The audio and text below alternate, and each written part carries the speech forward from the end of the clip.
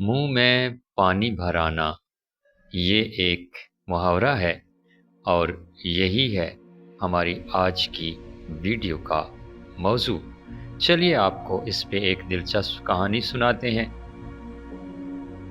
मुंह में पानी भर आना एक ऐसा मुहावरा है जो किसी लजीज चीज़ को देखकर या उसके बारे में सुनकर शदीद ख्वाहिश या लालच को जाहिर करता है।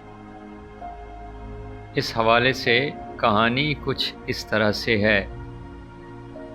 फातिमा बाज़ार से गुज़र रही थी जब उसने एक बेकरी की दुकान पर अपनी पसंदीदा चीज़ देख ली, गर्म और ताज़ा कबाब। उसके मुंह में पानी भर आया और वो बेकरी की दुकान की तरफ चल पड़ी। दुकानदार ने उसे खुश आमदीद कहा और पूछा, क्या मैं आपके लिए कुछ बना सकता हूँ?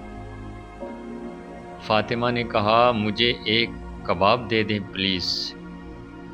जब दुकानदार ने कबाब उसके हवाले किया तो फातिमा ने उसे बड़े मज़े से खाया।